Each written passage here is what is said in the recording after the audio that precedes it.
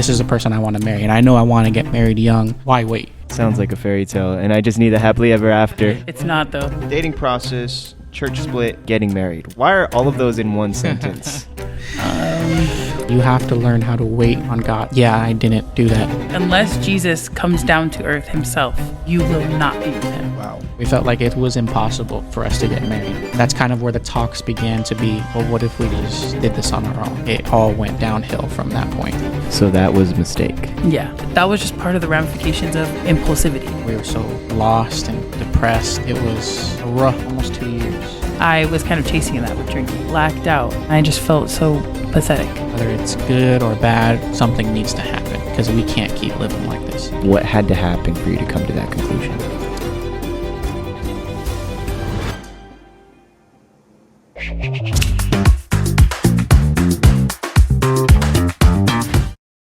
What's up, everybody? Welcome back to the Light It Up podcast.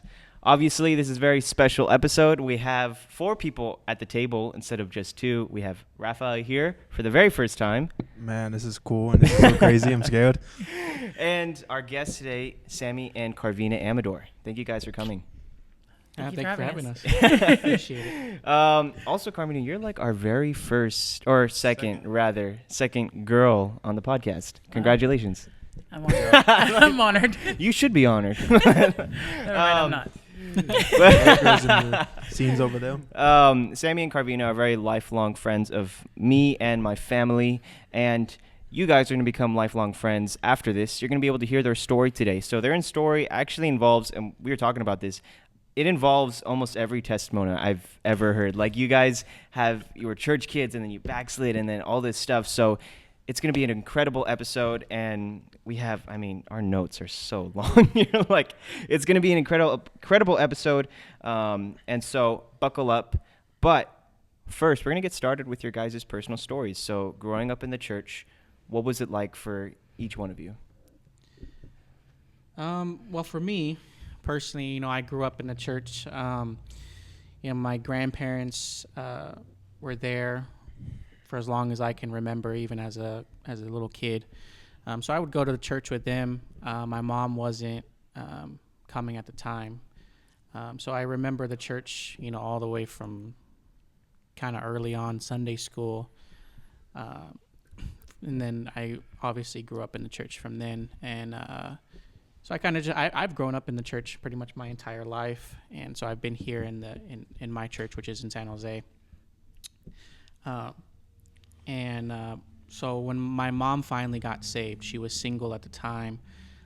She got saved, ended up marrying he's my father now. He my adopted father, and he's one that's raised me since I think they got married at 9 years old, and so he's been the one that's raised me since then. So they both now go to church and everything. So that's kind of my story and just kind of how I was raised in the church by my mom, who was single, got married to somebody in the church and things like that. Yeah. My story is kind of similar. My mom was a single mom. She had a coworker witness to an aunt of mine. And so I was 5 at the time. It was in 1998. And then that's how, when she got saved, she kind of changed our whole lives. She raised me and my aunt. And yeah, that's how I was introduced to God that way. When my mom got saved. And so thoughts on church, just kind of classic church kid or what? Definitely just, normal church kid. I would come to church, hang out with friends, things like that. I didn't really develop my relationship with God until I would say probably around 10 or 11 years old is when I've had my first kind of real encounter of like, man, I really need to start thinking about my own salvation and things like that. So outside of that, yeah, it's just typical church kid stuff, really going to hang out more than actually getting anything from it. Yeah, pretty much same experience. My mom was very much like, you need to have your own relationship with God. Like, I'm saved, but me being in church is not going to save you. You have to have your own prayer life. You have to know why you believe what you believe. So from a very young age, I kind of, my interest in a relationship with God was piqued from a very young age. So I thank my mom for that, because if it wasn't for her, I probably wouldn't. I know I wouldn't have initially had a young encounter with God, which I think saved me in a lot of ways. So now we get to the fun part. So, how did you guys meet? Okay, so this is she came to our church here in San Jose when I was 9 years old. So I was 9. Her family moved to San Jose. She started coming to our church, and that's kind of where we first initially met. And then at the time, our church had there was a good amount of kids there, but and for us, I think that we became, I would say, friends relatively soon. We were involved in we were in the same age, obviously, but we were involved in Sunday schools together. I think we even went to the same, we were homeschooled through the same program, so we had interactions through even school. So that's kind of my initials, seeing her when I was only 9 years old. I mean, Yeah. from her perspective, she can tell you kind of her coming to San Jose. Yeah, pretty much. I mean, we were initially going to a fellowship church down south in LA. And then when we moved up here, I met him. He was 9, I was 10. And so, yeah, we became friends really quickly. And then it just kind of started from there. I think our young friendship became kind of like a refuge. Definitely, yeah. Because you don't really, other than when you're homeschooled, you don't really have interaction with a lot of other kids. So we became friends very quickly. Yeah, and definitely Yeah. for me, I'm not.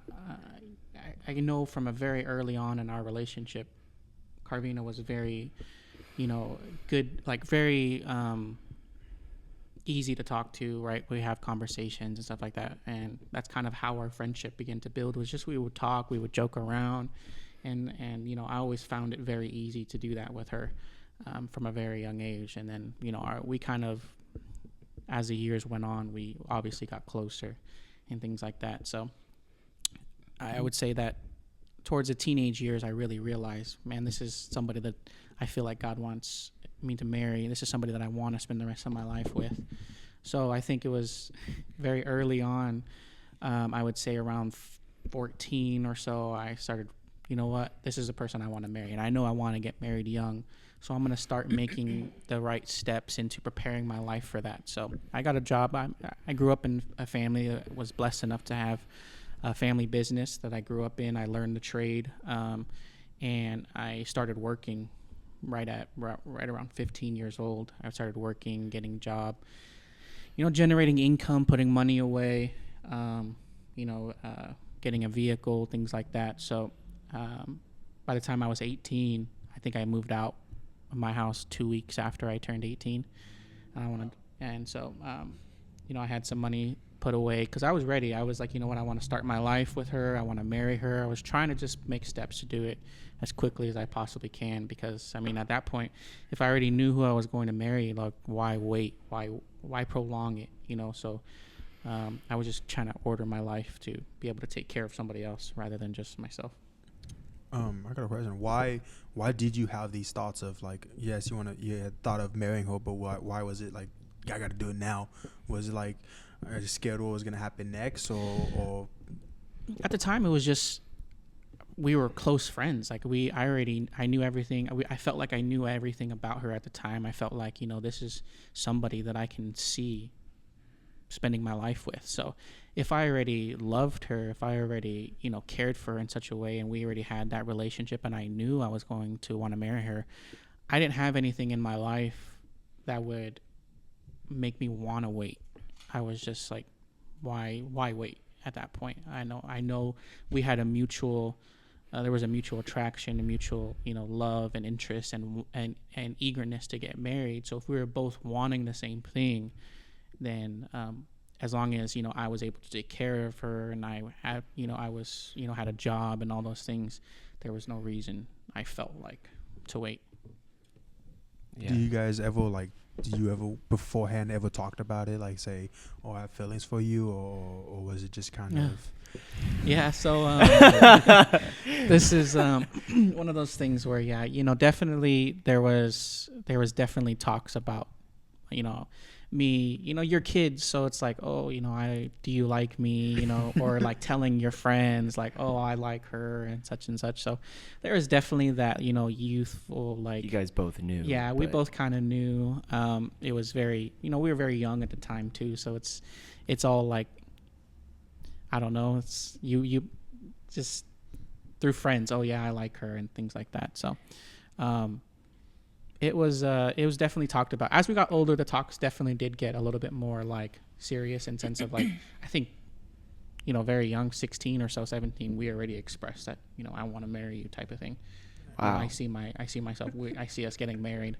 And by that time, we both I grew up in a family of, like, for those of you who don't know me, but I grew up in a family of, I'm the oldest of 9 kids. So from a young age, I was, taught to be responsible. So for myself, I felt like I was mature for my age, and her the same way, her being an only child, but coming from a big family, and she's the oldest out of all her cousins, she was mature for her age. I felt like we were kind of already there in sense of a maturity level to be like, let's talk about these things. We're going to be adults soon, so let's figure out what we want to do. And so then at that point, it was just a matter of making sure that we do it the right way. This is what we wanted to do at the time, was we wanted to make sure we do it the right way. We, our pastor at the time was involved. He knew that we had a mutual interest into each other, and so he was helping us and just telling us, just wait on God, allow God to, make things happen. So yeah, we were rushing, but at the same time, we wanted to do it right. That was the main thing. Yeah, I think he's right. We were, another thing, because to your question, Rafa, like, how did we know almost? I think one of the biggest things, like, our vision for our lives aligned. He knew he wanted to build a business and be independent. And I knew, because I was going to school at the time to be a nurse, which I shifted that major later.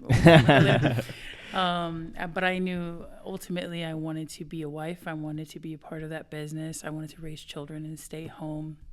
And there were a lot of key things. Like, at the time, he was, and even now amongst men his age, because he's 30, he's very, very different than any man I'd ever met, any guy I'd ever met at the time. He wasn't into, like, social media. He wasn't into, like, all of that stuff, like trying to be, like, cool and stuff. And I was just like trying to be cool. I remember there man. was, like, I like how that's a factor into why you liked him. I need to rethink some of my decisions now. Well, there was just some, I also noticed, like, growing up in the fellowship, there's kind of this culture around, people who are involved and people who, right. those people are cool because they're on stage. And who he was as a friend when I was a 13-year-old who was just a weird kid, in church, to who I was at 17, who was in ministry and involved. And, I was on stage and stuff. His friendship and his character was the same throughout that time. And he was just very stable, and I loved that. So yeah, I think that was another thing, and we both just really, really wanted to fulfill whatever God had for us, like whatever God, wherever He was going to lead us. That was like one of the biggest things for both of us. And I was an only child, so my mom and I were very close. But as far as dating and moving into that world, my mom was kind of she loved me, and we were very close. So I think for any single mother, it's like the desire is to keep your kids home as long as you can. So although she saw everything was lined up, like, she thought he was an amazing guy and all that stuff, she's like, let's just wait. She's like, don't even date until after college. I was like, after college? That's crazy. I was like, maybe get married after college, but date after college. So there was a difference of an opinion there. And like he said, our pastor at the time was very much like, I know you guys want to date. I know you want to do it the right way. You kind of have to wait because you're at home. So you kind of have to get those things in line first. Yeah.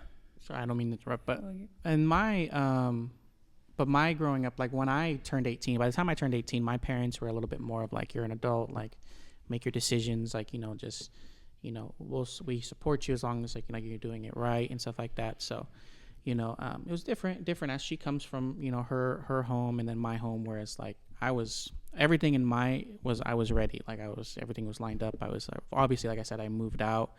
I was just ready to. He was faithful in church. I was faithful. I was involved. I had linked my heart with my pastor, and just really trying to make sure that I'm as prepared as I possibly can for marriage. Mm-hmm. So. Yeah. Wow. Sounds like a fairy tale, and I just need a happily ever after. It's But not, though. right. So let's talk about that. So next up, we have dating process, church split, and getting married. Why are all of those in one sentence? Well, it's a Ooh. long story. Long story, yeah. Yeah. But we can kind of go that. So during this time, like we said, we were dating in a sense. I say it like that because we were still like 16 years old, 17 years old, and so we liked each other. But during this time is when we had a pastoral change in our church, and my family ended up leaving the church.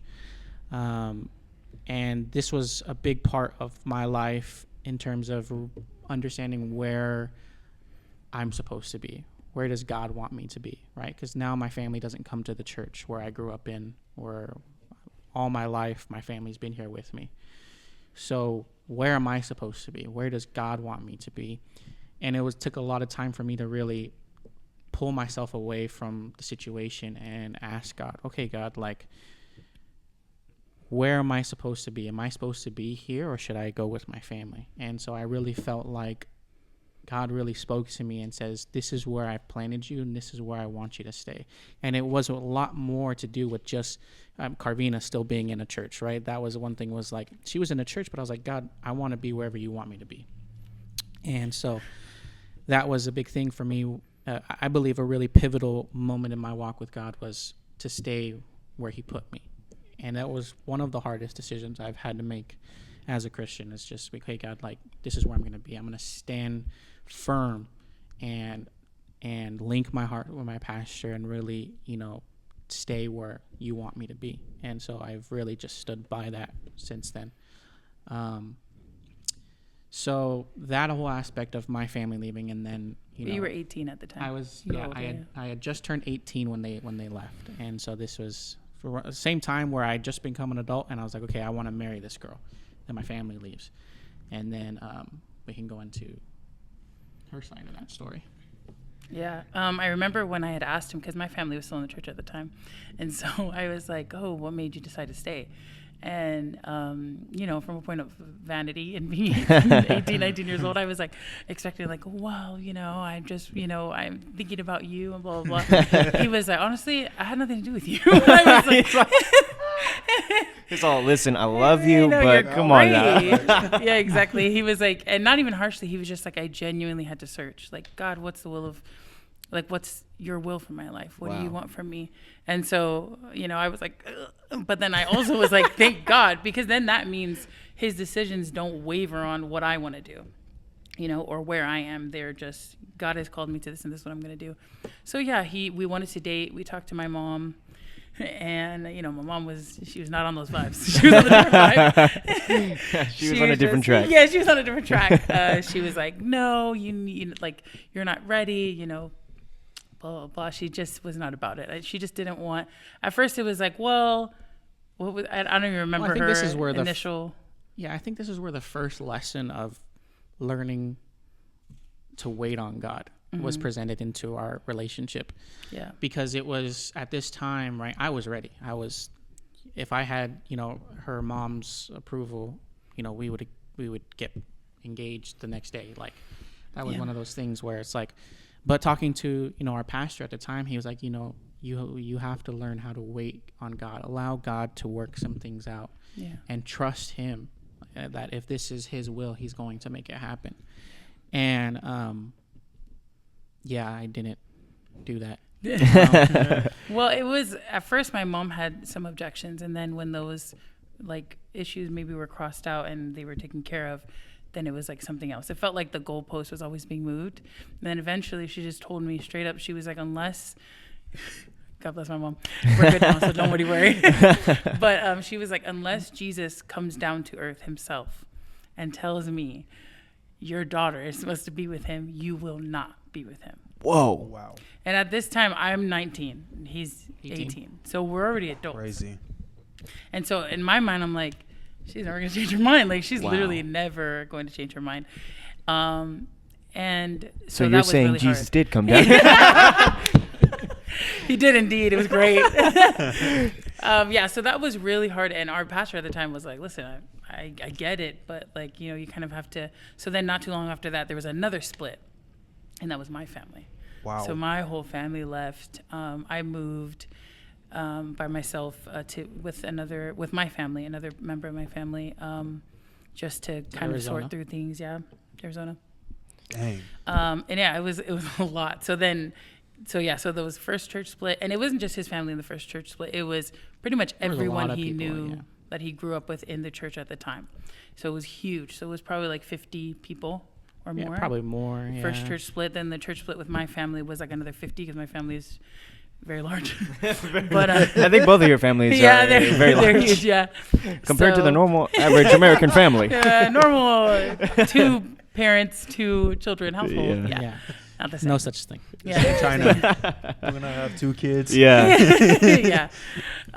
Yeah. So it was pretty crazy. So yeah, at that time I left, and Yeah. we were still in contact, and I was like, listen, I'm kind of low key being sent away to just go and consider my life. But yeah, my mom was just like, I don't think you guys should, just It was take a break. hard no. Yeah, it was a hard, it's never going to happen.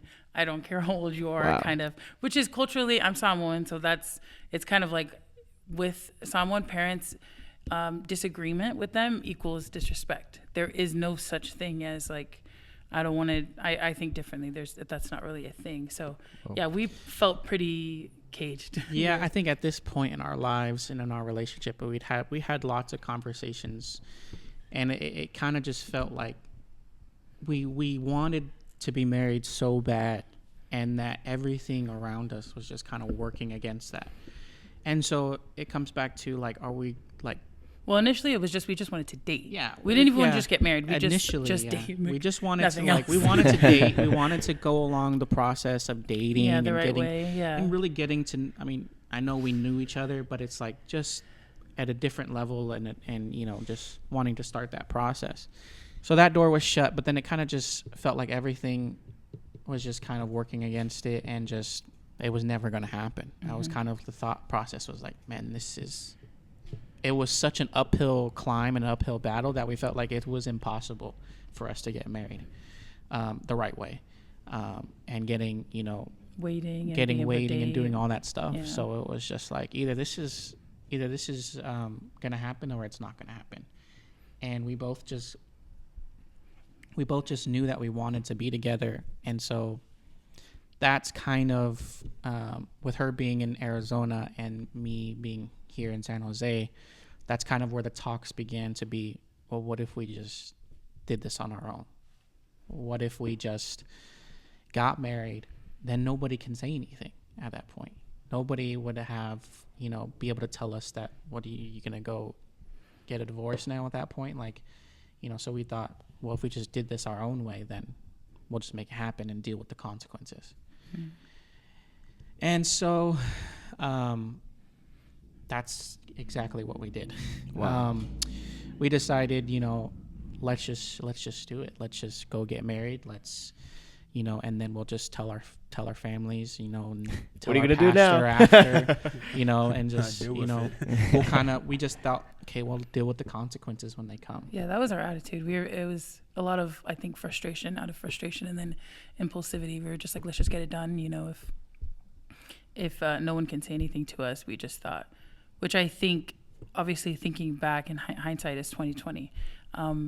We've talked about like, man, what could we have done differently? I think There are a what lot we of could have things we done, could have yeah, done 100 million things. But I think if we would have just waited and allowed, the solution probably would have been for me to become more independent, and then to be able to take care of myself, and then share like, but I was in my mom's home, in my family's home, so it was kind of like jaded, and then just allowing God to work it out, like allowing God to naturally work things out for us. But like he said, we were kind of tired of waiting. We were just like, we were let's just young, go do it. impulsive, in love, and so it was just one of those things where it's just, to be honest, like we just didn't want to wait. Yeah, and we were so tired of waiting. Yeah. we were tired of waiting. We felt like we've liked each other and we're interested in each other for so long, and we knew that this is what, and we knew that this is what God wanted. So, like, if this is what God wanted, then why are we waiting?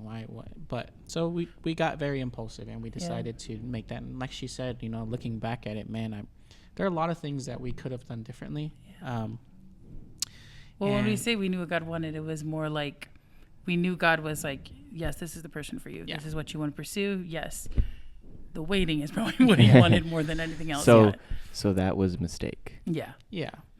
I would say that was. We hurt a lot of people. We hurt ourselves. It was. There are some long-term ramifications to those decisions that we made, that we've had to deal with, and there was lots of damage that were done just in relationships, damage in the church, to our decision, in our marriage, even the things that we had to deal with early on, because of those decisions, because I believe that God wants marriage to be done a certain way in terms of the courting process, involving headship, involving your pastor, getting married right. There are things that you think that are like, oh, like it's not a big deal, but they're in place and they're there for a reason. Mm-hmm. And we kind of just skipped. We just went to the end of the book and just decided to do it. Yeah, because we were thinking, well, if we just get married and we're living right, we're married. But you can still skip over what God intended you to go through and do it the right way. And that includes like development, right? Yeah, that includes development. That includes honoring your parents is part of, being a Christian as well. Like, it's like, so yeah, that was a big thing. We had a huge falling out with my family. I think I know a lot of them were hurt just because of the way that I went about it. Hurt my mom. They were upset with both of us. So God really restored those relationships. Like, without him, like I said before, I come from a Samoan family, so my uncles are probably 2-3 times the width of a normal person. So, I was like, at the time, you're in love, you're impulsive, you're like, let's just do it. I was not thinking of the health of my husband, but the life and the safety of your husband. His safety. It became very close, but we went on what we call the apology tour. But we did. He did. We did. I had to take ownership for the decisions I made, because obviously, at the end of the day, right, I chose to do this, and so I had to go, and I apologize for what I did, the disrespect and all those things, because it definitely was just disrespectful to them, and so I definitely had to take ownership and take responsibility for what I did. And by the grace of God, I'm alive.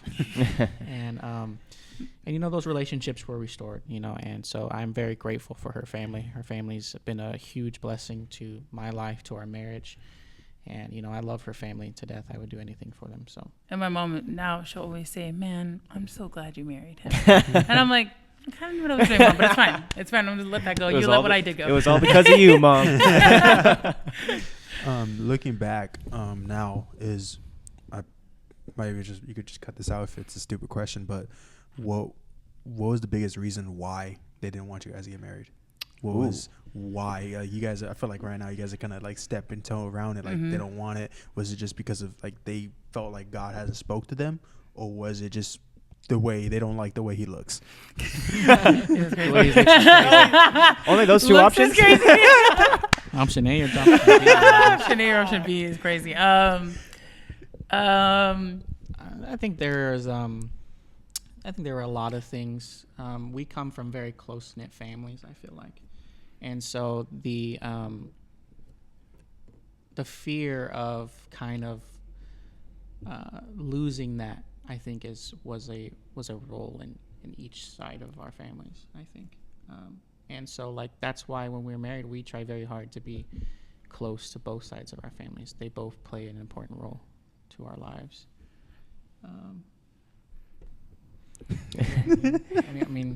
I can't think of like For my mom, she just honestly didn't want me to get married till I was 30. Yeah. So if that was the case, I would be married 1 year because I'm married 1. This would be a very different podcast. Yeah, exactly. So my mom was she just didn't want me to get married early. And I think she knew we knew already and she knew it was right. So she's like, if they date, it's going to be fast. It's going to be dating 6 months, married in 6 months. It's going to be. So I think she just wanted to slow that down. And so that was her biggest reason. She loved him, and she still does. It was just she wanted to make it longer. I am my family on my side. I was 18. They kind of had like I said earlier, they kind of had a different approach. They were just more like, even if they disagreed with what I was doing or anything, they were more of like, well, you're an adult, like make your decisions, and like we'll be there for you type of thing. So it was a very different type of American culture, Samoan culture, Right. Very different. Yeah. And my mom knew, like, listen, there's consequence. She knew. She's like, listen, son, she's like, I love you, but there are consequences to your decisions. Yeah. And at the time I was like, like, it's fine. It's not a big deal. But looking back, man, you should listen to your parents. I know the biggest thing for when you get married in the church and you date in the church is the pastor's not blessing, but his approval. Mm-hmm. Why did you, looking back now, it's like you can't really like decide, but why do you think your pastor really said like, no, you guys should wait? It was mostly because I live with my mom. So I think if I was a 19-year-old who was out on her own, like he's like, do whatever you want. But he was like, you need to work this out with your mom, allow God to speak to your mom. Because at that point, she was just like, no. But he was like, and he would have conversations with my mom as well. They had their own relationship. And so he was like, just wait until she's a little bit more comfortable. Because if you guys just date anyway and you're living at home, it's going to create a hostile environment. And so let's just like give it a little bit of time. But at that point, we kind of were already like, I knew that this wasn't about time. Like, just like, oh, give her a couple weeks, give her a few months. My mom was like, no, I want 15 more years. Like, she was like, wait till after college to date. Yeah, she was. Exactly. It's only 15 years. Yeah, Come on. 15 years. What's the big deal? Yeah, so that was our pastor at the time. He was like, I support you guys. You guys are doing everything the right way. But as far as your mom, just wait until she's a little bit more comfortable. And so at that point, I'm like, I'm 19, he's 18. Under the law of America. I'm just kidding. No. Come on, Mom. Which is why that kind of engineered my whole choice to do what we wanted to do. So at the end of the day, that was not a good decision. Yeah. Definitely don't do that. Definitely. So this is not condoning. Yeah, we don't condone eloping. eloping. Unless you are both adults and you're both out on your own and you're talking to your pastor and he's like, we want a cute little simple courthouse wedding. And your pastor's like, go do what you want. Yeah. Do what you want. It's interesting because normally in this type of business where it's rushing the process of being with a partner, the scripture I think of is do not stir up love before it is time. Wow. But this rather feels like it's don't deal with the love until it's time. Because like it wasn't like you guys did anything wrong. It was that you guys rushed something. And so you guys never fornicated or did anything like that. Right. But it was like you guys. So let's turn the tape back. But it was you guys had just rushed it. And I feel like that almost had the same amount or the same effect as it would have if you guys had even I mean, there's no telling, but I feel like that's what we're talking about here. Like rushing it, even if it's the right thing, can really still have a huge effect. Yeah, 100%. I think it's all about, because God had, we talk about God's timing all the time. He really has, timing for everything, so whether or not it's God's will is irrelevant. It's a matter of his timing. So like, it could be God's will, but it's his will and his timing. I think both go hand in hand. Yeah, I agree. Yeah.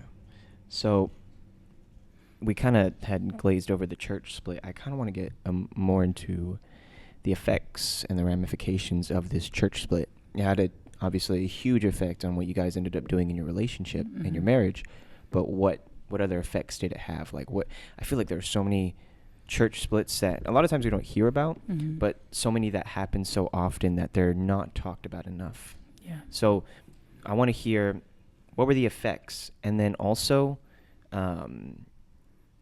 what would you tell yourself looking back? So for me personally, I think it also hits very different when it's like your family, I feel like. Because that, for me, it was like I grew up in church. Every time I came to church, my family was there. My parents were there. My siblings were there, things like that. So coming to church after that was hard. It was different. It was, man, I'm the only one of my family here. And so that's why it took me a while to really ask God, like, because at the time I was like, man, I don't know if I even want to be here without my family. Like, everything was so like I feel like different. family is such an important part of church. And so so it was very difficult for me, and that's why I really, when I talked to my pastor at the time, he was like, you need to pray, you need to lay hold of God, you need to ask God to help you with this decision, ask him to bring clarity to your mind, because there was lots of like confusion around my decision and stuff like that. And he's like, you need to just ask God, talk to God, and he'll tell you what he wants. And so that's what I did. I mean, I was, I would pray every morning, like, God, I need your help. Like, what am I supposed to do? Where am I supposed to be? Help me. And so that's kind of where I was meeting, when I was meeting with God every day. And, I felt like God's like, I want you to stay here. You need to stay in this church. So even like, and even through my entire adult life, there have been times where I've struggled with, or I even backslid, and we'll get into that more. But even during those times, I never felt like I wanted to leave, because that was so established so clearly to me early on. This is where I want you, that it was never a question for me about where I'm supposed to be serving God. It was just a matter of, am I going to surrender to God's will and God's plan for my life? So that was for me. For her, I'm sure she has different perspective. Yeah, I think in talking about the effect of church splits, like you said, it's very common, especially like within my lifetime. I've seen a couple people who've in different churches who've gone through that, and I think for us, it was a struggle when the times when we were in church and being challenged, like, should we stay in church? Should we not? It was really hard to stick with the decision. I think, like, your decisions are going to be challenged no matter what the decision is, if you're making a decision on what God has called you to do. But I think if I could look back and tell myself anything, I think I would probably not be so hard on myself for following the will of God, following my husband into what he felt his calling was. But as you were saying earlier, church splits are very common. They happen a lot, and I think people are left in its wake after a split. For me, because my family was in the church beforehand, when a church split happens, you kind of feel like, is this my home? Like, why am I here?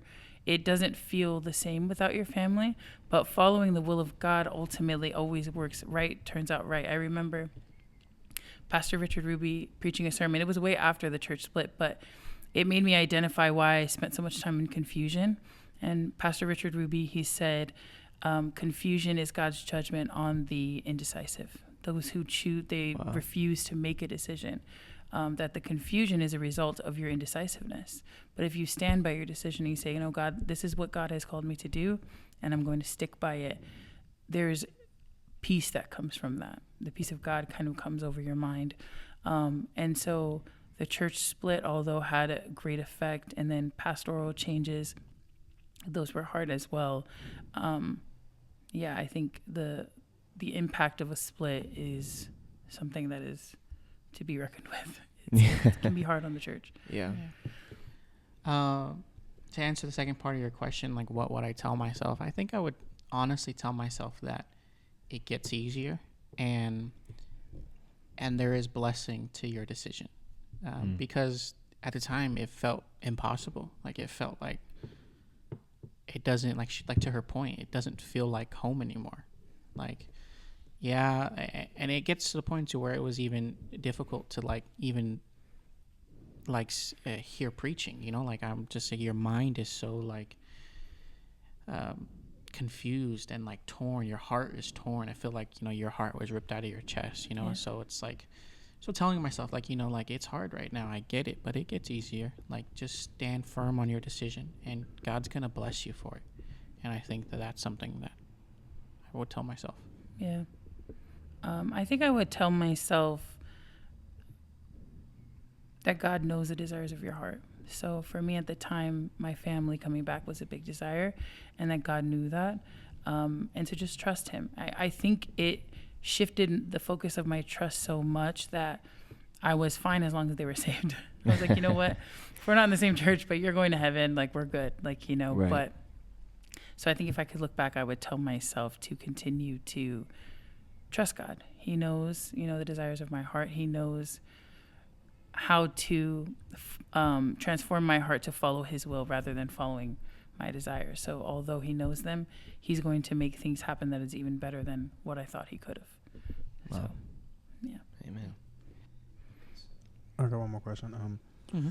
Because before you said when your family left the church, you went to Arizona. Mm-hmm. What was so when did you come back? Did you ever came back to San Jose, or when was that, like when you guys got married, or Yeah. what was the time period? So when I went to Arizona and I was living with an uncle there, he came to pick me up and to take me home to get married. So he drove to Arizona, Wow. picked me up. We came Real back, Yeah, you guys really came back same day, got married that day, that very Wow. day. Was it like a text message? You want to get married?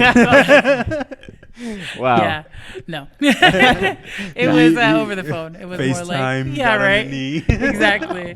Yeah, no, it was That's more wild. like, yeah, it was on the phone. He was just like, we're just gonna have to get married, because at the time my uncle was like, he's like, you don't know what you're talking about. He's like, you don't know what love is. He's like, you don't know Crazy. this kid, which to a certain point I didn't. I was only 19, but I did know, like, no, this is the person that I'm gonna spend the rest of my life you with. grew up with him is what I Yeah, would say. so it Yeah. wasn't like I just met him a week ago. I know what I'm doing. Yeah.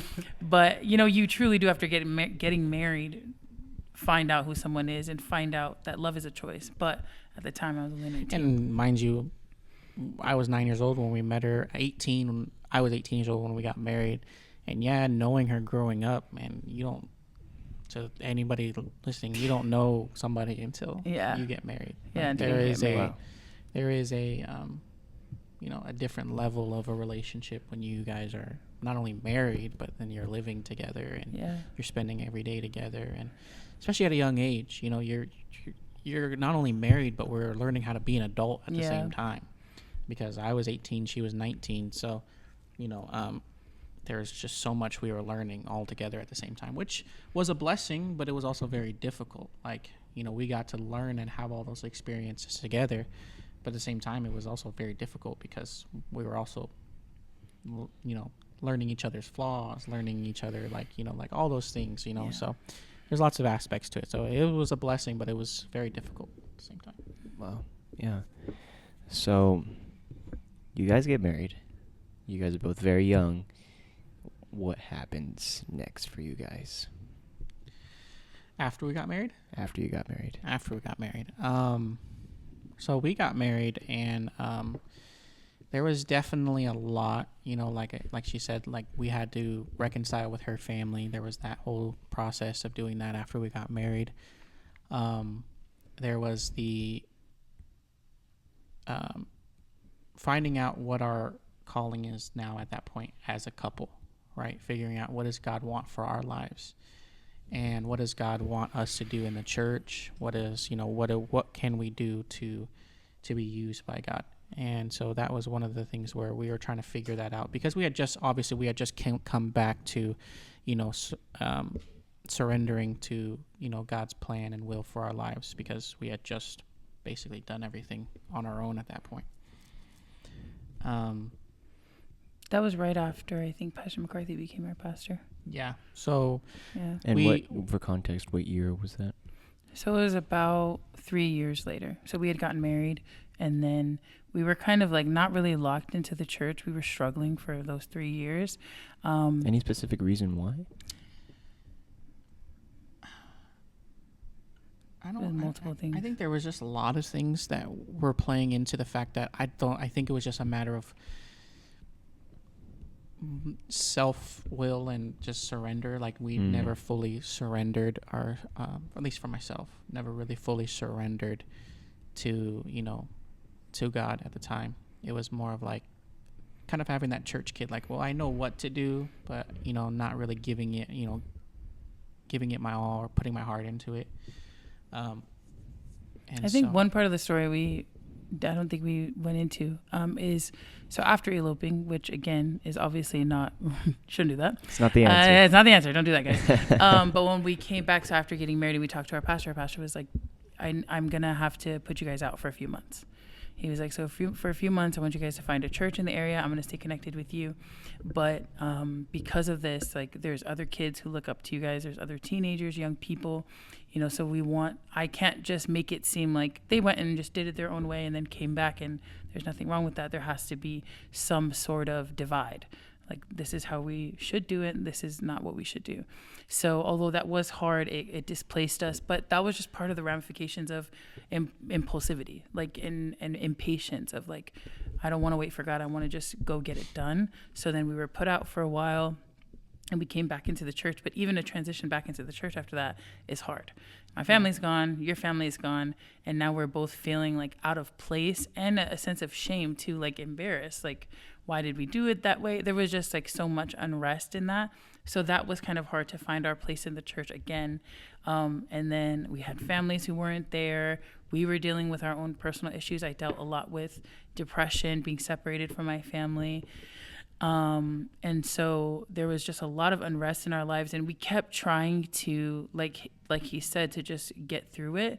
But there wasn't a true surrender to the will of God and to what he wanted for us. So I think all of that unrest, 2013 to 2016, kind of finally came to a head. In 2016, we had a pastoral change. And so I think one of the things too that did keep us, in church, like I said, we were there, but like we were saying, not really fully surrendered. Our heart wasn't really into it. I think a lot of what kept us there was our relationship with our pastor. We both had very good relationship with our pastor at the time. He helped us through those splits and through those things. So when we had that pastoral change, it was really like, what are we doing here?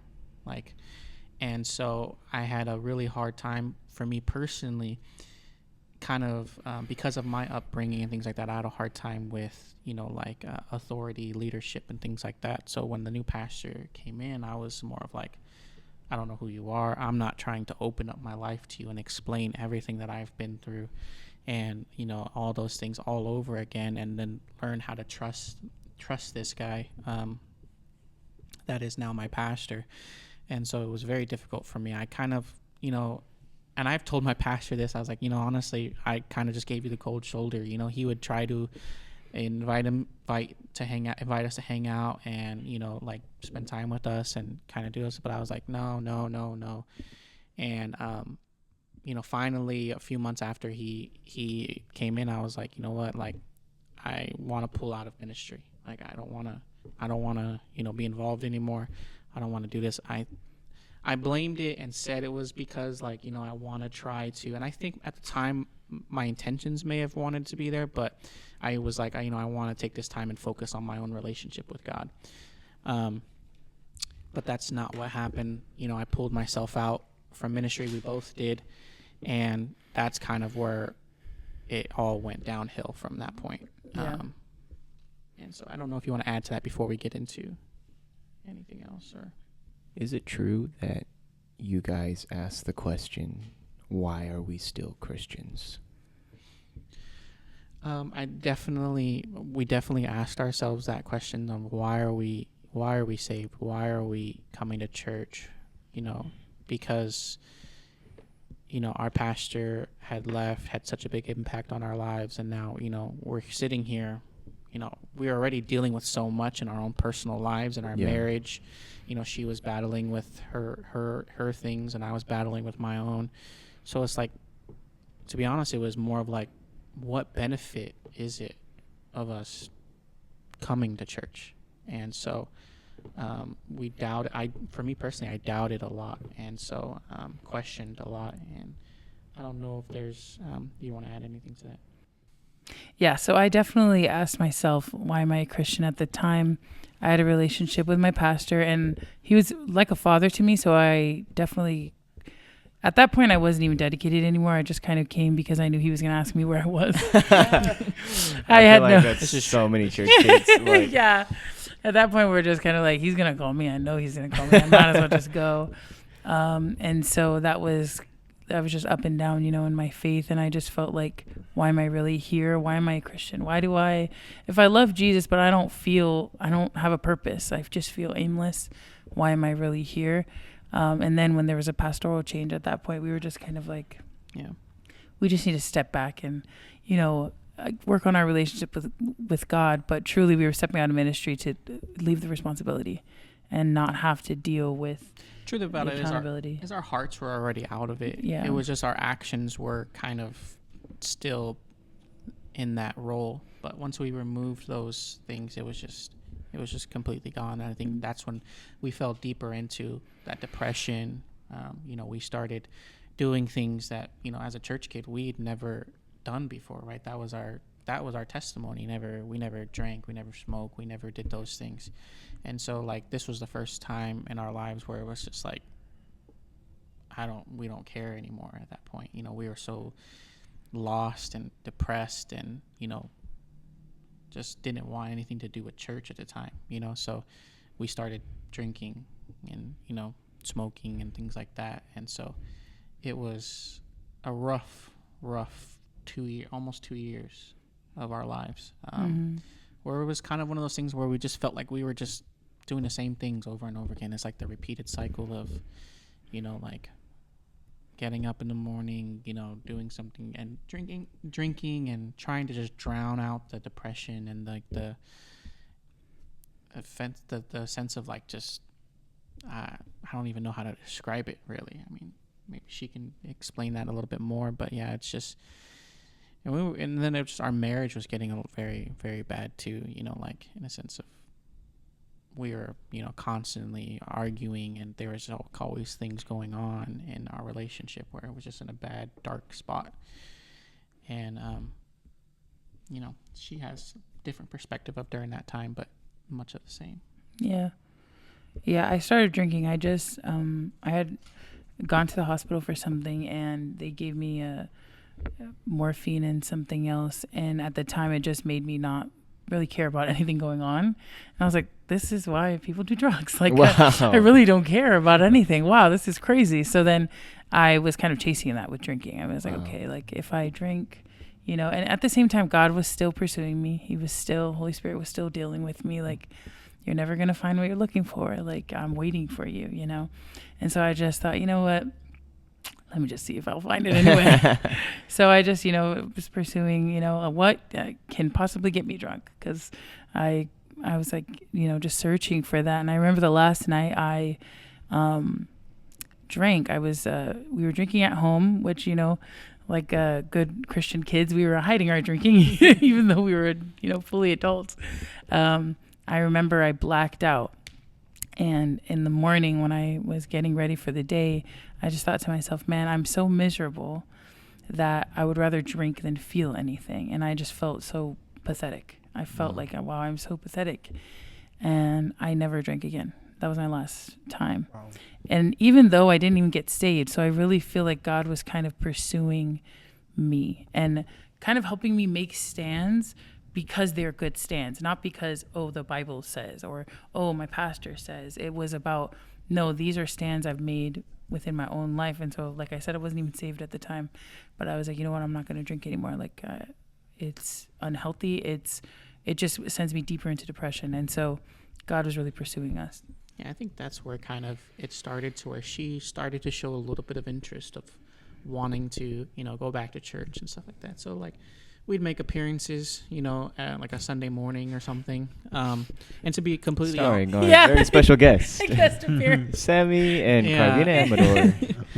And so, to be honest, like we would go and I would go for her, but honestly, like my heart wasn't. And at that time, my heart was so hard I didn't want to be there. And I was very vocal. I mean, I would tell some of the guys at church, like, I have no desire to be here. I'm here because my wife wants to be here. I was like, I don't want anything to, I wasn't receiving anything, didn't feel anything.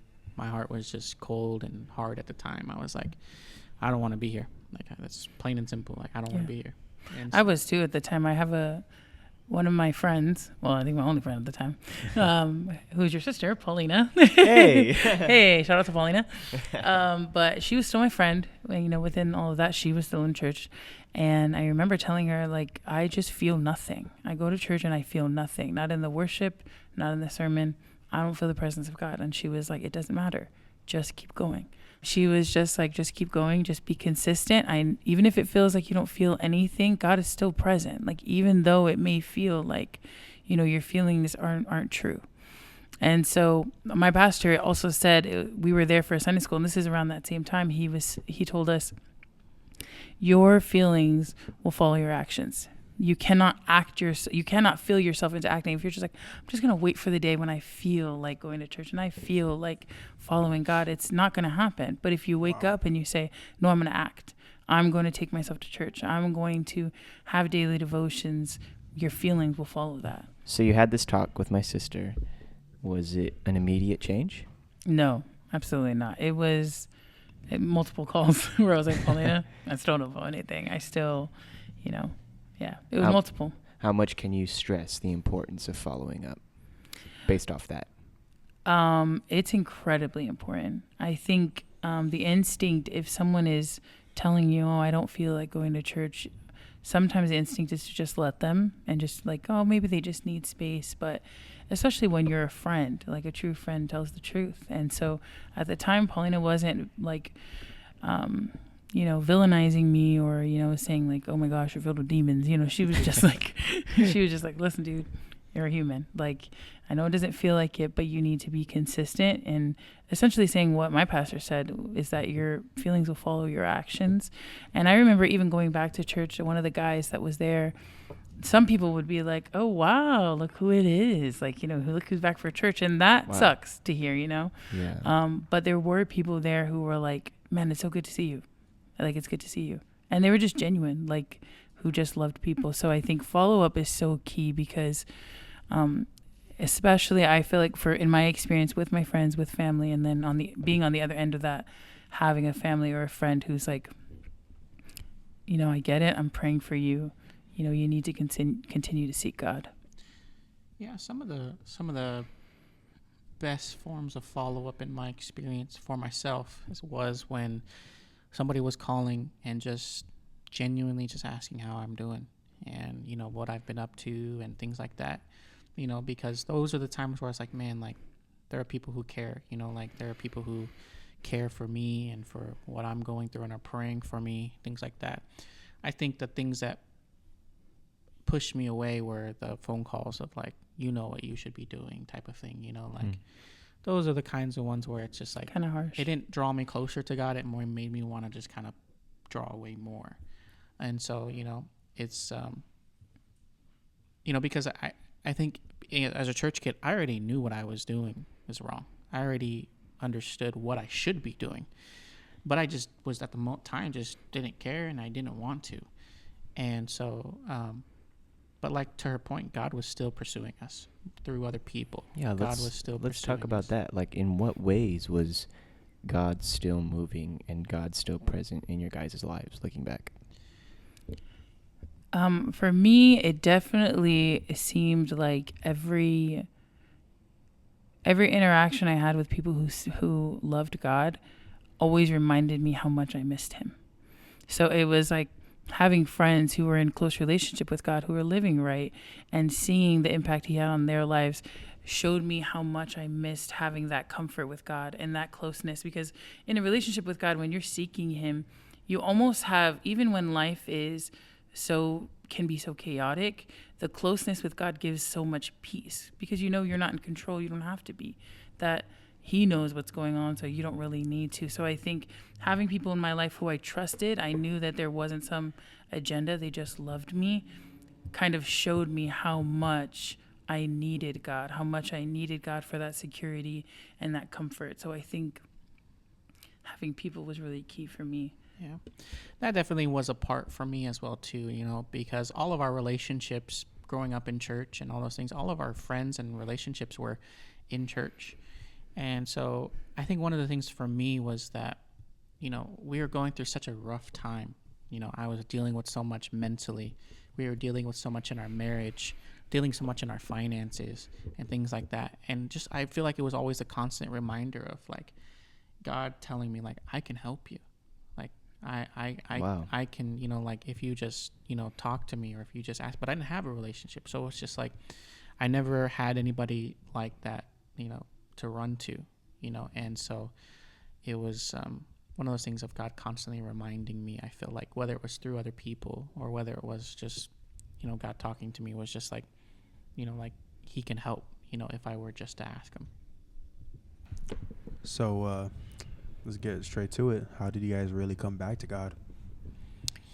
I think we kind of touched on it a little bit in terms of like we are just at a very low place in our lives, you know, like I said, finances, our marriage, mentally, you know, like so it was one of those things where it's like we need to change, like something needs to change, you know. There needs to be like something in our lives just needed to change. So whether it's a good thing, whether it's like a bad thing, something needs to change for us to get past this point. Whether that's us not being married anymore, or whether that's us surrendering to God's will and, you know, going back to church and giving it our all. And so we felt like whether it's good or bad, something needs to happen because we can't keep living like this. And that's kind of where our lives were at that point. And so, you know, we still, even through it all, our marriage was rough, you know, our lives were rough, but we still had love for each other. We still wanted to be together. And so I think that's kind of what's like, okay, let's give this another shot. Let's give this another chance. Let's go to where we know we should be, which is in church, under leadership, under our pastor. Let's give this another chance. And so, and let's try to save our marriage. Let's save, you know, our lives, and, you know, go back to church, surrender our lives back to God. And so we did. We went back to church, and, you know, we got our hearts right. We repented, and we asked God to forgive us. We answered the altar call, and that's kind of another story that she can tell. It's kind of funny on her end. Yeah, so we It's funny. gasp. Oh my gosh. Done. No, yeah, it was funny because we decided like, okay, we're gonna go back to church. We're gonna rededicate our lives. We're gonna answer the altar call. So it was a decision you made prior to Yes, it. So prior. you We guys didn't even talked go. about it Yeah. before church. Like, Yeah. let's get saved. Come We on. gotta do this. Yeah. So we yeah. were in such a bad spot, and Yeah. we knew there were answers. We were avoiding them for so long. And the thing is, like, I mean, yes, we made a choice, but it was also very much God engineered. Like, Yeah. he was dealing with Definitely. us the whole time. It just came to the point when we finally answered what he was dealing with us about. So, yeah, so we decided, we're like, you know what, we're going to go to the altar. We're going to pray. And so I told God, I'm going to pray, but I'm not going to pray with one person. And this is a person who, funnily enough, is in my family. And every time I would come to church, they'd be like, whoa, wow, look what the wind blew in. Like they just jokingly always would pass judgment. And so I was like, God, I'm not going to pray with that person. Like I refuse. I will not pray with that person. So then I raised my hand, it's the altar call. And I go down, and lo and behold, look who comes to pray for me.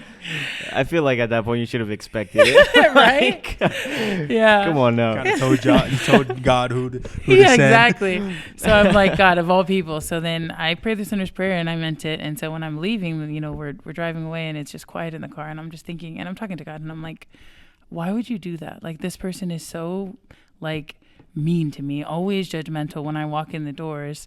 Like, I asked for anyone but that person that I didn't want to pray with.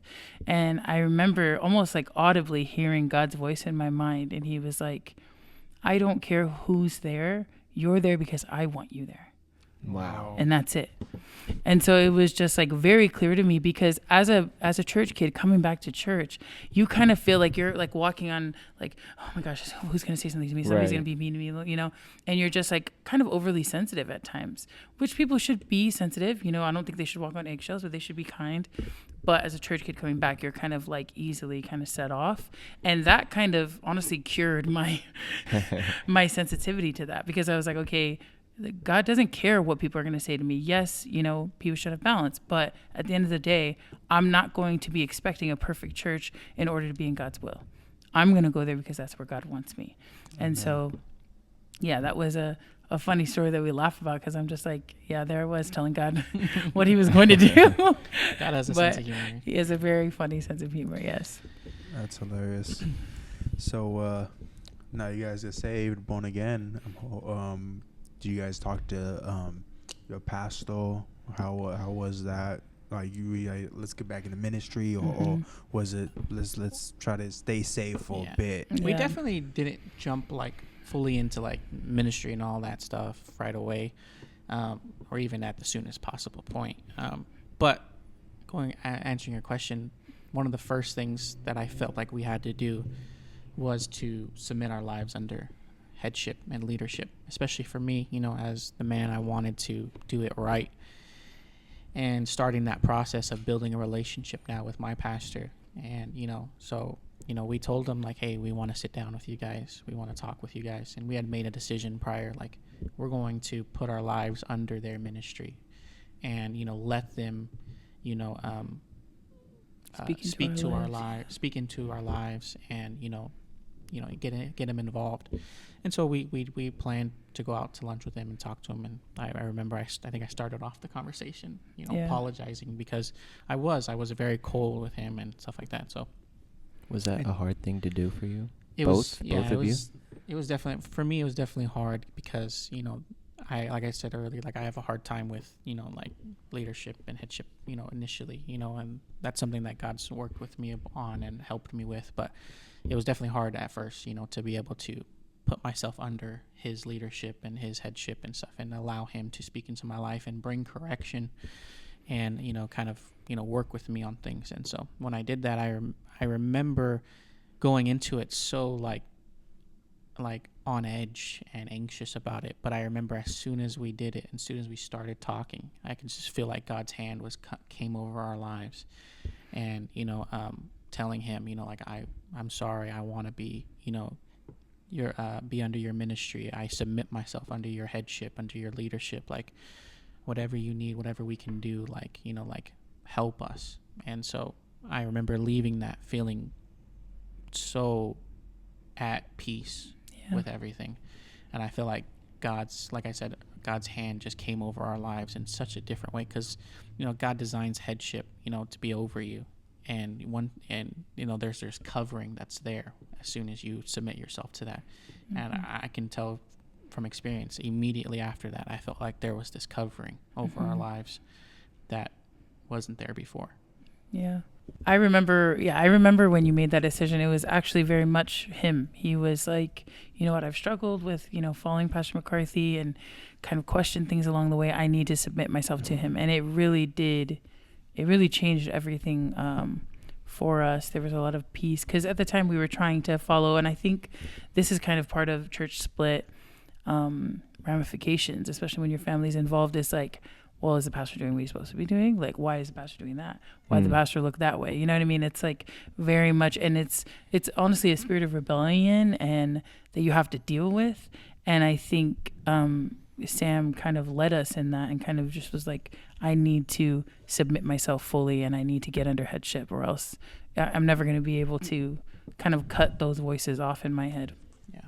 Were you on the same boat as Sam, that you wanted to get underneath your headship as well? Or was it took time for you to realize that you need this headship? That's a good question. I think for me, it was a little bit different. I don't know if it's because I'm a woman, but I think their connection was, I wasn't really close to our pastor and his wife, but once he did that, I immediately got close to them. But it wasn't really like I didn't want to be under them. I missed my old pastor and his wife, but I wasn't really as resistant to it. I'm not sure why. I was just kind of fine coasting on I it. think God has a way of, when it comes to leadership, especially when it comes into, when you're married and you're the head of your household and stuff like that. Like, I think for a man submitting himself under leadership, under headship, there is blessing that comes with that. And I think that the devil fights against that, because he knows that if the man and the head of his home submits himself under his pastor, his headship, his leadership, that God can work in his life, that God can use him, that God can, use his pastor to bring change and correction and all those things. So there is growth that comes in that. And I think the devil works very hard on that. So I think that's why it also was very difficult for me to make that decision. I think that the way that God's designed it to where, I think it was not downplaying her role, but it was probably easier for her to follow in that leadership rather than it was for me to Yeah. do that. I also think because the husband is ahead, that it's like he's taking hits that I'm not taking. So there's probably more struggle in that submission than it would be for me, because I'm not the one that's leading. You know what I mean? You're kind of getting the hits as the leader of the home. So, yeah. So let's talk about what we have next, which is your marriage and your mental health. You had mentioned that specifically you, Karvina, had dealt with depression even as a Christian. So now you're saved. Now you're coming back to church, rededicated your life to God. Mm-hmm. But there's this lingering depression. Like, how did that work in your life? So I think dealing with depression as a Christian is kind of something that's talked about more than it was probably when my mom first got saved. But as a Christian, I think sometimes you tend to feel like, I'm a Christian, I shouldn't deal with this. Like, I'm a Christian, why am I feeling so down? Why do I feel like so sad all the time? And it can be linked to other things, but it is very normal to deal with depression as a Christian. But it's also possible to be free from it as well. Even David said in the Psalms, he says, "Oh, my soul, why are you so cast down?" And so that is something that, if it's in the Bible and if it's with someone who is following God and dealing with, then it's possible for us to deal with as well. So I think for me, I kind of went into very deep depression, probably around 2022. It was really, really hard for me. I was having health complications, and I was just really struggling. I started to gain weight, and it was just getting worse and worse, my health, my mental health, and I was just struggling for a long time. Exactly a year ago, I think from today, we went to a Kane concert. Love Kane, shout out to them. But yes, come on his show. Yeah, I think it was really, really hard for me because there's a song called Now That I Know You, and she talks about how the storms that used to be her life before she knew Jesus, now knowing him, they're just a light rain. And at the time I felt like, man, what is happening? I went through this before, and here I am in church, in ministry, and I'm still struggling. And so I think hearing that song reminded me that it was going to get better, that God was going to see me through it. I almost died about 2 months later. I went to the hospital. I had gotten COVID, and my lungs had been struggling all year in 2023 at that point. And so, I went to the hospital, and they told me, if you had not come in today, you might have died in your sleep. Wow. And so they did tests, and I had CO2 in my lungs. And so there was just so much unrest for me physically and mentally, and I was struggling, and Sam was trying to help me through it. Your lungs were failing at that point. I think Yeah. she was not producing, her body was not getting enough oxygen. I think your oxygen was high 60s or something like that. Which it should be at 100. And so, I was really, really struggling that whole year, and then it kind of all snowballed into me going to the hospital and almost dying at the beginning of this year. And so I was able to get just the physical help that I needed in the hospital. And then what's interesting is I was able to sleep again. And there was just a clarity that I had in my mind. It was almost like getting the sleep I needed and the care I needed. God truly brought me out of the mental hole I felt I was in. and truly helped me. It just it really was night and day after that, like opening myself up to understanding, like, hey, this is a process. God's going to help me through this. He's going to bring me through. Really changed everything physically, spiritually, and mentally. And so even since then, that was in the end of January. Beginning of February. Yeah, beginning of February. And so it's been like 9 months, I think, since then. And yeah, my health has gotten so much better. Yeah, and even just looking back on it, I mean, you know, that was such a, you know, scary time for us and, you know, for her and everything that she was going through. But just even looking back on it, you can see God's hand showing favor upon her and the situation and in every aspect, you know, in the hospital and stuff like that, you know. So it was definitely, you know, a hard time, but, you know, looking at it, you know, from now, you know, you can see that God was definitely watching over us. And his favor was there. When I was in the hospital, there was just the way that the doctors were helping me get what I needed so quickly was literally supernatural. Yeah, doctors would be like, it wasn't, like, they didn't even think it was possible. Yeah. And wow. So just the way that things happened. So yeah, so it was crazy. One thing one quote from our discussion call that I absolutely loved from you was, our best day as a sinner is not as good as our worst day with God. How did that, you know, how did you come up with that conclusion? What had to happen for you to come to that conclusion? I actually heard that quote somewhere. I don't even remember where, but my mind went to that quote just in that dark time of my life because I remember dealing with depression as a sinner and dealing with depression as a Christian. And as a sinner, for me, it just seemed to feel like there was no end. There's no hope to this. Like, I might as well not be alive. I might as well not exist because it's not going to get better. The sun comes up and the sun goes down and I'm still depressed. Like, there's no hope. Versus being saved and being a Christian, even in those hard times, even in the times that have been the absolute worst and on my worst days, there's still hope for me because I know God's not done with me yet. I'm still here. He has a plan. And I read something the other day that said that God's stability does not rest on our feelings. It rests in his character and in his integrity. So if he says, I'm going to bring you through this, he's going to bring you through this. And so for me, being a Christian, being able to understand that even though I struggle, God's going to get me through it has been the greatest strength because I don't need to have that strength on my own. So I think that's what changed everything for me. Yeah. Amen.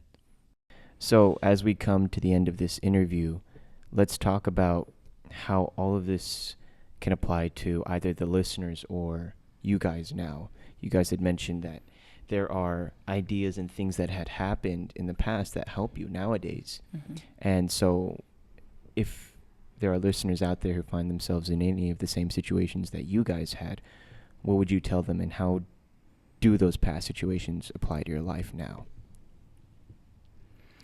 I think for me, we kind of touched on waiting on God and choosing not to be impulsive. I think making decisions early on in our lives that were very impulsive, very out of frustration, Full Circle has taught us, and now, because right now we're in a season where we're waiting on God for things. There's certain things that we're contending for and praying, and we've gotten words that God's going to make it happen. And the temptation is to put our hands in it and try to do it ourselves. The temptation is, you know what? God said he's going to do this, so I'm just going to try to help him do it.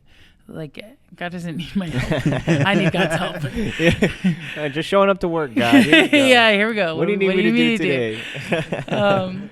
But yeah, I think that's definitely something from the beginning of our story that kind of still rings true today is, no, I'm not going to do that anymore. And time again, we've made those choices to say, trust God. We're going to trust God. Wait on God.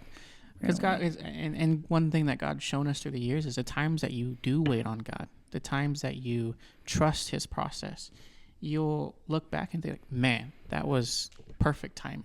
It's exactly what I needed at the exact right moment. Yeah. And, that's what you have to trust in, because like she said, the temptation is to try to just do it on your own. Oh, I can figure it out. I'll figure it out. I'll get it done. But, we like she said, we've come full circle now where we are praying, we're contending every day for God to do things in our lives that we're praying for and contending really hard for. And so it's just now we're in another stage in our lives where we're gonna have to choose to wait on God, to trust God that His timing is perfect, even when we don't even understand fully. We may not fully comprehend or understand why it hasn't happened, but we have to trust God and wait on God, because ultimately He knows what's best. And Amen. I think that to anybody, and even to my past self, is simply that: trust God, trust Him and His timing, and remain faithful to God. I think is very important, in that, because God has our best interests in mind, and He knows what's best for us, and He knows that what we can handle in specific times of our lives. So just trusting that He knows what's best for us, I think, is ultimately the main thing to keep in mind. We may think that we know it all, but our mind can't even comprehend everything that God has for us, and His plans. So I choose to trust Him. Yeah, I would say the same. I think to trust God, but also to remember that His character and His heart can be trusted. Like, I remember your dad actually preached a sermon, and I was like probably 16 years old. Your family's and he had said, some big impact. Yeah, I think it was 16. I still remember. And he said, when you can't see God's hand, trust His heart. So even if His hand may not be doing what you think it should be or what you imagined it would, to remember that His heart is still for you, that He's still working all things together for your good. And so that if you trust that, you can wait and obey Him in all things. So I would encourage that, and that even just remembering God's not a liar. He's not a man, and He will always keep His promises. So Amen. So as we come to the end of this interview, I had read something this morning, and it really reminded me of your guys' whole story. Again, I feel like you guys have had every single testimony I've ever heard of, and I think it's incredible that you can now look back and apply that years later to help impact people, even on a podcast such as this. And I just want to read this because it reminded me of you guys and your story. It is 1 Peter chapter 1, verses 3 through 9. It says, "Blessed be the God and Father of our Lord Jesus Christ. According to His great mercy, He has caused us to be born again to a living hope through the resurrection of Jesus Christ from the dead, to an inheritance that is imperishable, undefiled and unfading, kept in heaven for you, who by God's power are being guarded through the faith for salvation ready to be revealed in the last time. In this you rejoice, though now for a little while, if necessary, you have been grieved by various trials, so that the tested genuineness of your faith, more precious than gold that perishes though it is tested by fire, may be found to result in praise and glory and honor at the revelation of Jesus Christ. Though you have not seen Him, you love Him. Though you do not now see Him, you believe in Him and rejoice with joy that is inexpressible and filled with glory, obtaining the outcome of your faith, the salvation of your souls." Am I right? Can you guys relate to that at all?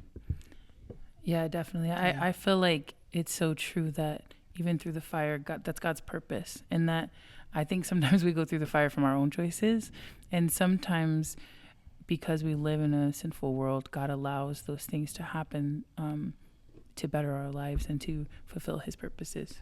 Yeah, I agree 100%. So, yeah. Amen. Well, thank you guys so much for coming on. It was a very special episode. We had an amazing time. Raphael, why don't you give us an outro? Thank you guys so much for watching this episode. We're so grateful to have my brother and my sister on this episode. Thank you guys so much for willing to be a guest for this episode. And if you like it, give us a like, give us a sub, hit the notification bell, and we got merch. merch. I don't know why I'm drawing a blank. We got merch. Some merch on. This is all bad, but you want to give us the sponsor? Yeah, so it's not brought to you by, but we want to thank partner Effortless Essentials. They are a Christian clothing company, and they have an amazing message and a purpose for their clothing ministry. And so make sure you check out all their products down below. If you use the code LIU podcast, you'll get 15% off your order. And they have quality stuff, as you can see. I mean, this is one of the best made shirts I've ever worn. So make sure you guys go check them out. They are a really amazing partner for us. But one more thank you to Sammy and Karvina. You guys killed it today. Thank you guys. Thank you for having us. Appreciate it. Cut. All right. Yeah.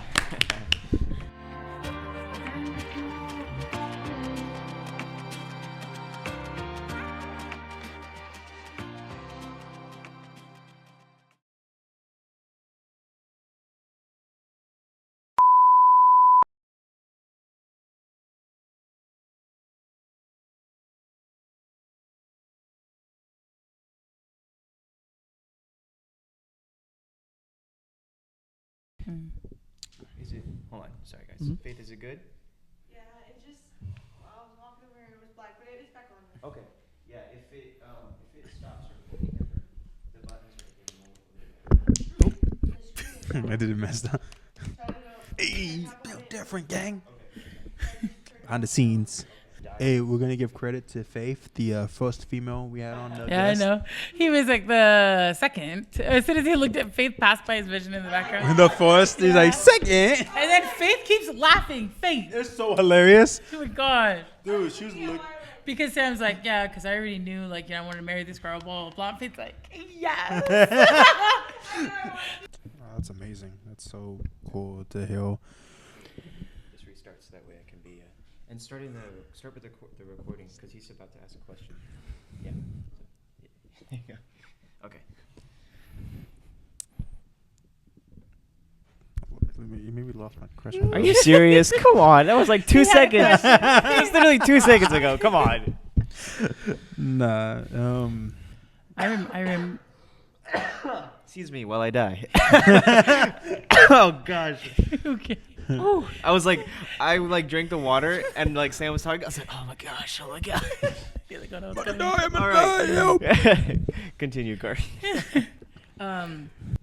Didn't he? One of my questions. You said that was a good question. Honestly, bro, I don't remember half the stuff I said.